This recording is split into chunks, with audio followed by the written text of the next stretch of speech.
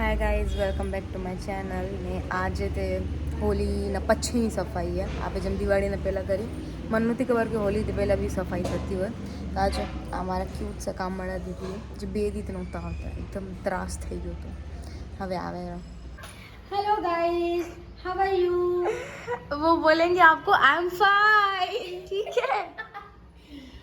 guys आए ना फूल जेवा જ અમારા દીદી એ કામવાળા દીદી નજર ના લગાડજો ખાલી दीदी इधर देखो आप 2 दिन से क्यों नहीं आ रहे थे मैं थोड़ा घूमने गई थी हाँ हाँ फिर तो बिजी थी ना तो मैं नहीं आ पाई हाँ और आज क्या कर रहे हो आज मैं सफाई में लगी हूँ और फिर कल आओगे ना हाँ वो तो हमेशा हमेशा होंगे गाइस हमारा दीदी भी जेंजी टाइप ना है ये भी गाना वगैरह નું કામ ના થાય है ना दीदी है ना दीदी गाने के बिना काम करना मजा नहीं आता ना गाने के बिना काम करना है ना दीदी कहता था कि ये ने पंखा साफ करवाते ने स्पीड बढ़ी जाए पंखा नहीं आऊँ था होता है ऐसा हाँ आपको किसने बताया मेरे हस्बैंड ने આજે બેસિકલી અમે આવ્યા હતા મેકડી એનું કિચન વિઝિટ કરવા અને બધું ચીઝ કરવા બટ આજે અનફોર્ચ્યુનેટલી અમને કરવા ના જડ્યું સો હવે વળી અમે લોકો ઘરે જઈ રહ્યા આવી ગયું જિંદગીમાં ગાઈસ મને મેકડોનલ્ડ્સ વાળા ના કહી દીધી પહેલાં હું આવી હતી ત્યાં કીધું આપ બનાવીએ હવે હું જે બ્લોગ બનાવવા આવી તો મને ના કહી દીધી મને ના કહી દીધી કે નથી બનાવવું વિડીયો ગાઈસ આને ને ગાઈસ ફોરેસ્ટ એસેન્શિયલનું જોવું અહીંયા જો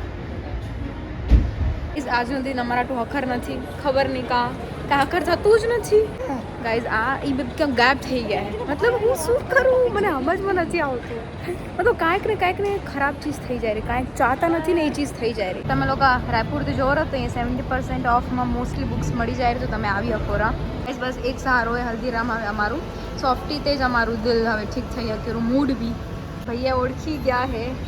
મને કે કાફી દિન બાદ આए हो आयरा आज हमारा भैया है जोमेटो आइसक्रीम बनाए न देता आज मशीन नहीं चालती सोचो खाली एक ज बनी है हजू ऊँधी आ रही खाए मारो भाई हमारी किस्मत साथ नहीं देती